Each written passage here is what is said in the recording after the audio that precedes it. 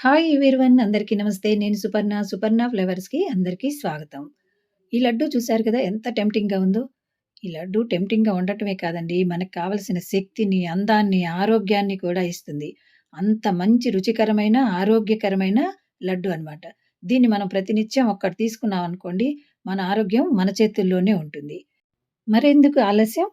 వీటిని తయారు చేసుకోవటానికి మనకు ముందుగా కావాల్సినవి గుమ్మడి గింజలు, ఖర్జూరం, పుచ్చగింజలు, అలాగే నువ్వులు, సన్‌ఫ్లవర్ గింజలు, బాదాము, పూల్ మకానా, సన్‌ఫ్లవర్ గింజలు, వీటితో పాటు ఒక కప్పు నెయ్యి. వీటన్నిటిలో అన్ని మంచి మినరల్స్, శక్తిని కలిగి ఉండే ఆహార పదార్థాలు.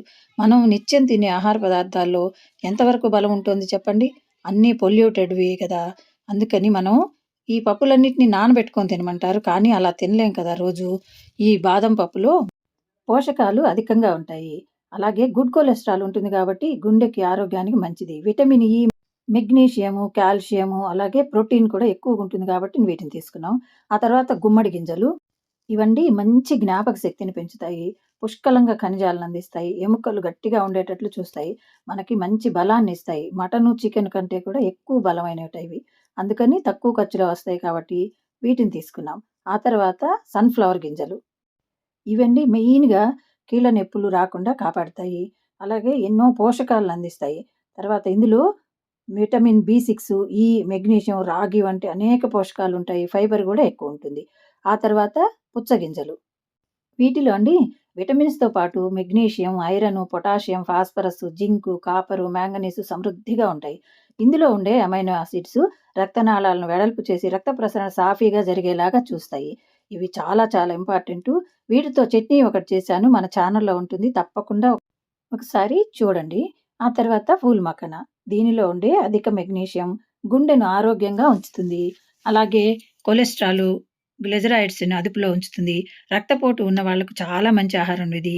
రక్తంలో చక్కెర స్థాయిల్ని నియంత్రణ చేస్తుంది. అలాగే వెయిట్ లాస్‌కి కూడా చాలా బాగా పనిచేస్తుంది. ఇది స్నాక్ లాగా అయినా తినొచ్చు. లేదా సలాడ్ లాగా చేసుకొని వాటిల్లో వేసుకొని తినొచ్చు. మన ఛానల్‌లో దీనిలో 3 రకాల వెరైటీలు చేసి పెట్టాను. అది కూడా మీరొకసారి చూడండి. తర్వాత నువ్వులు. ప్రతినిత్యం తినవలసిన వాటిల్లో ముఖ్యమైనవి నువ్వులు.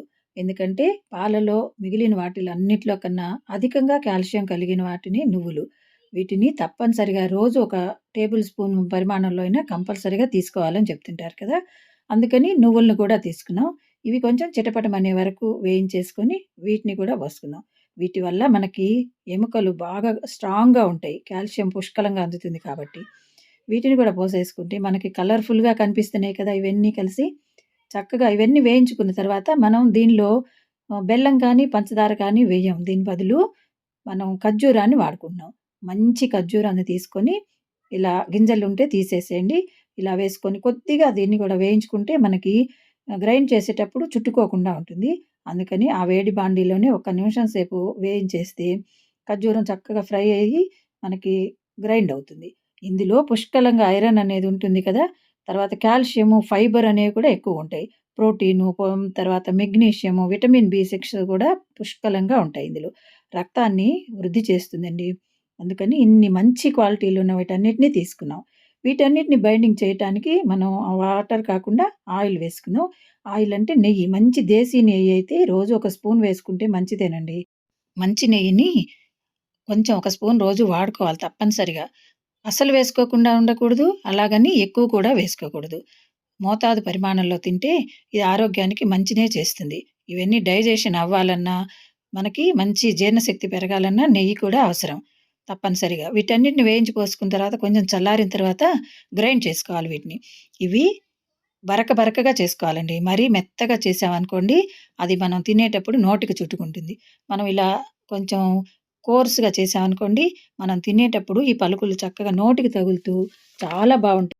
ఇలా కోర్స్‌గా పట్టుకున్న ఈ పిండినంతా బాగా కలిపేసి, మనం ఒక కప్పు నెయ్యి తీసుకున్నాం కదా! దాన్ని కొంచెం వేడి చేసి, అది కరిగిన తర్వాత దాన్ని కొంచెంగా ముందు సగం పోసుకుందాం ఇందులో. సగం సరిపోయిందనుకోండి ఓకే. చాల్లేదంటే అప్పుడు మళ్ళీ కొంచెం వేసుకోవచ్చు. ఈ నెయ్యి కూడా వేసి దీన్ని బాగా కలుపుదాం. ఇప్పుడు మనం తినే ఆహారాల్లో బలం ఇచ్చేవి ఏముంటున్నాయి చెప్పండి? అన్నీ కల్తీలే కదా! కొంచెంలో కొంచెం ఈ నట్స్ కొంచెం మంచివనిపిస్తుంది నాకు. ఇలాంటి నట్స్ అన్నిటిని ఇలా చేసి తీసుకోవటం వలన మనకి శరీరానికి కావాల్సిన విటమిన్స్, శక్తి అలాగే జ్ఞాపక శక్తి, బలము, కాల్షియము ఇవన్నీ పుష్కలంగా అందుతాయి కదా! మనం నానబెట్టుకొని తినాలంటే టైం ఉండదు కొంతమందికి. ఇలా అయితే ఒక్కసారి చేసి పెట్టుకున్నాం అనుకోండి 1 మంత్ వరకు ఇవి నిలవ ఉంటాయి. హ్యాపీగా రోజు ఒక్కటి తిని టీ టైమ్‌లో పాలు తాగారంటే మనకు శరీరానికి కావాల్సిన అన్ని రకాల విటమిన్స్, పోషకాలు అందుతాయి కదా! ఈ ఈజీ ప్రాసెస్‌లో చక్కగా చేసుకున్నారంటే హ్యాపీగా తినొచ్చు. పిల్లలు తినొచ్చు, పెద్దవాళ్ళు కూడా తినొచ్చు. దీనికి ఏజ్ లిమిట్ కూడా లేదు కదా! ఎవరైనా తినొచ్చు. చక్కగా నెయ్యి కూడా వేసేసి ముద్దలాగా వస్తుంది గదా! ఇప్పుడు. ఇలా లడ్డూలు చేసుకొని తిన్నామంటే మన ఆరోగ్యాన్ని మనమే కాపాడుకోవచ్చు. విటమిన్ బిళ్ళలు, కాల్షియం బిళ్ళలు ఇలాంటివన్నీ వేసుకునే బదులు చక్కగా ఒక లడ్డు తింటే ఎంత హ్యాపీగా ఉంటుంది చెప్పండి. పిల్లల దగ్గర నుంచి పెద్దవాళ్ళు అందరూ ట్రై చేయొచ్చు. మీకు ఈ వీడియో నచ్చిందా? మీరు ట్రై చేస్తారా?